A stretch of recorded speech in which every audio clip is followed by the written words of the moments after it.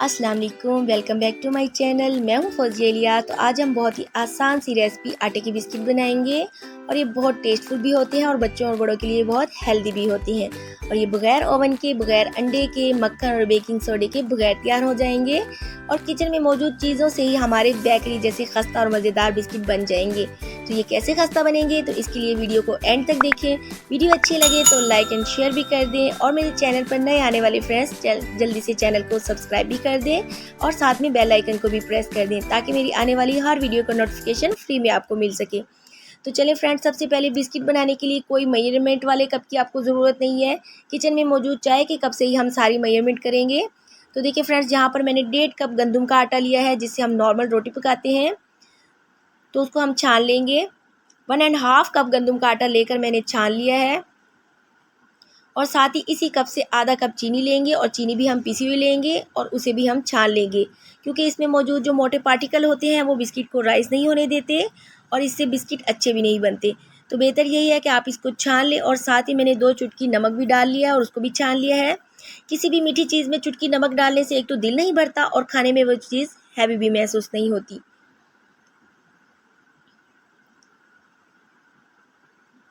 तो देखिए हमने इनको छान लिया है और सारे ड्राई इंग्रेडिएंट्स को अच्छे से मिक्स कर लेंगे, क्योंकि हमने इसमें बेकिंग पाउडर या बेकिंग सोडे का इस्तेमाल तो किया नहीं, तो इसलिए इसी तरह राइस होना है, तो इसलिए इसको अच्छे से मिक्स कर लेंगे।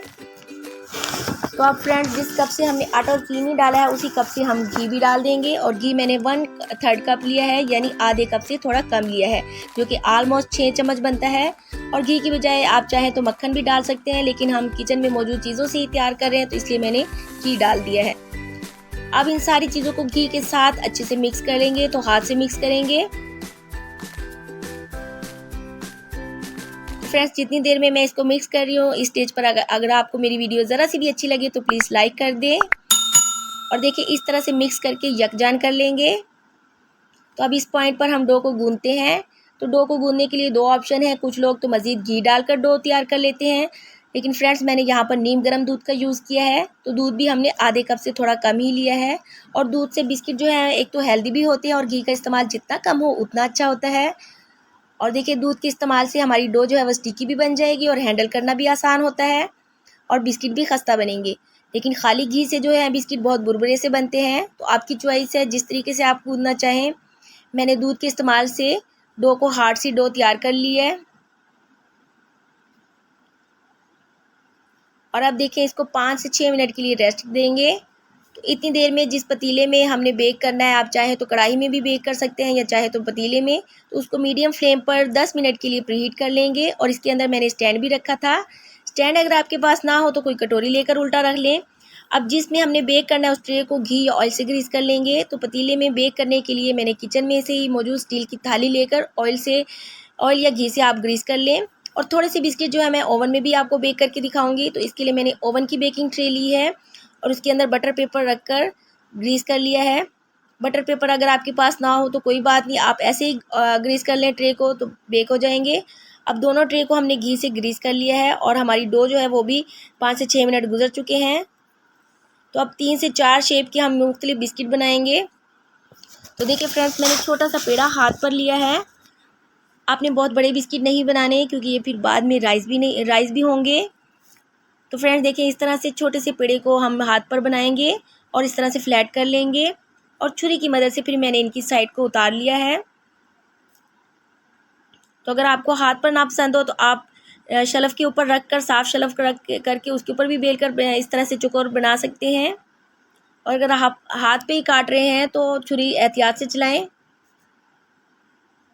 और देखिए छुरी की मदद से इस तरह से मैं निशान लगा दूंगी।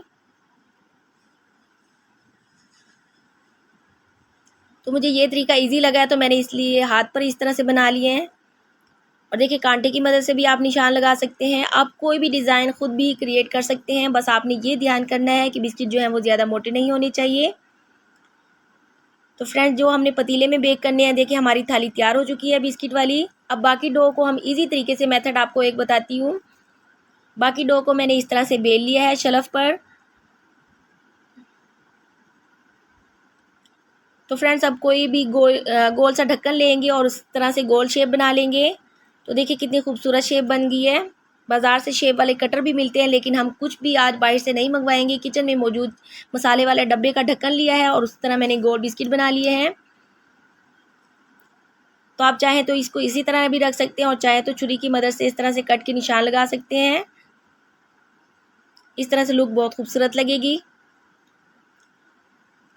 तो देखिए हमने जो ओवन में बेक करने हैं वो भी हमारी ट्रे तैयार हो चुकी है और बाकी थोड़ी सी जो हमारी डो बची है उसके मैंने इस तरह लंबे शेप में बिस्किट बना लिए हैं और कट के निशान लगा दिए हैं।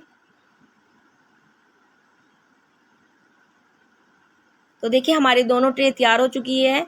अब यहाँ पर मैंने थोड़ा सा दूध लिया है और उसमें मैंने 1 चम्मच पीसी हुई चीनी को मिक्स कर लिया है और इस सारे बिस्किट पर दूध का ये लिक्विड जो हमने बनाया है इसे लगा देंगे। इससे हमारे बिस्किट पर बड़ा अच्छा सा कलर आ जाएगा। आप चाहें तो अंडे की जर्दी भी डाल सकते हैं, अंडे की जर्दी भी लगा सकते हैं, लेकिन मैंने दूध लगाया है। तो अब बिस्किट को अच्छी सी लुक देने के लिए मैंने मोटी सी चीनी ली है। थोड़ी सी मोटी चीनी चुटकी चुटकी इसके बिस्किट के ऊपर डाल दिया है और कुछ पर मैंने बादाम भी लगा दिए हैं। बादाम मैंने बिल्कुल बारीक कटे हुए डाले हैं। आप चाहें तो पिस्ता भी लगा सकते हैं, चाहे तो सफ़ेद तिल भी लगा सकते हैं। इस तरह से बिस्किट बहुत मज़े के लगते हैं, ये आपकी अपनी चॉइस है। अब यहाँ पर देखिए हमारे पतीले को 10 मिनट गुजर चुके हैं, जिसे हमने मीडियम फ्लेम पर 10 मिनट के लिए प्रीहीट किया था। तो अब बिस्किट की ट्रे को बहुत एहतियात से इसके अंदर रख देंगे, क्योंकि हमारा पतीला या कढ़ाई जो है वो बहुत गर्म हो चुकी होती है। तो अब इसको कवर करके हम 20 से 25 मिनट के लिए मीडियम फ्लेम पर बेक करेंगे। और दूसरी तरफ मैंने कुछ बिस्किट जो है वो ओवन में बेक करने के लिए रखे हैं। ओवन को पहले मैंने 200 टेम्परेचर पर मैंने 10 मिनट के लिए प्रीहीट कर लिया था और अब 15 मिनट में हमारे बिस्किट जो है वो ओवन में तैयार हो चुके हैं। मैंने कहा कि मैंने आपको दोनों बिस्किट का आपको डिफरेंस दिखाऊंगी। तो ओवन वाले बिस्किट देखिए हमारे 15 मिनट में तैयार हो चुके हैं और यहाँ पर आप देख सकते हैं इन पर कितना खूबसूरत कलर आया है।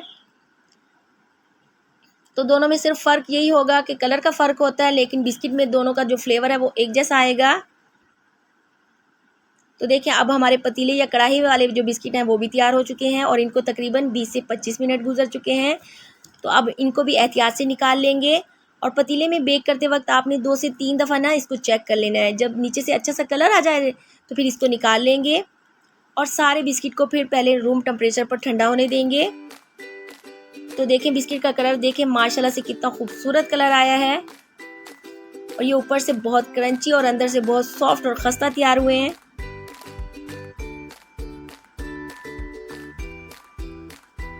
तो देखिए फ्रेंड्स मैं आपको तोड़कर भी दिखाती हूँ कितने ज़बरदस्त तैयार हुए हैं और इसी तरह ये टेस्ट में भी बहुत अच्छे हैं। आप बच्चों और बड़ों के लिए बनाकर रख सकते हैं और एयर टाइट जार में इसको स्टोर भी कर सकते हैं। आई होप आज की वीडियो आपको बहुत अच्छी लगी होगी। अच्छी लगे तो इसे फैमिली फ्रेंड में शेयर भी करें और इसे ट्राई भी ज़रूर करें, क्योंकि home made is the best होते हैं। चलती हूँ, अल्लाह हाफिज़, दुआओं में याद रखें।